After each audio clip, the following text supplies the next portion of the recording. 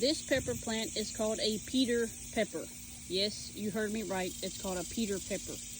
Why? Because it looks like a Peter. Little Peter.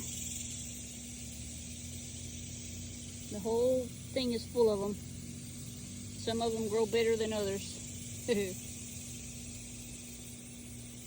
This right here is a Peter pepper. Let me get over here. I have him growing in my garden. I grew these a couple of years ago too. They're really a fun pepper to grow. And that's them, y'all. Peter pepper.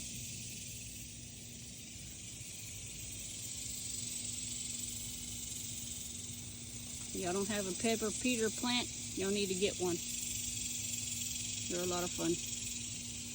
I think they're a hot one too. They're supposed to turn red like it shows on here. I think they're hot.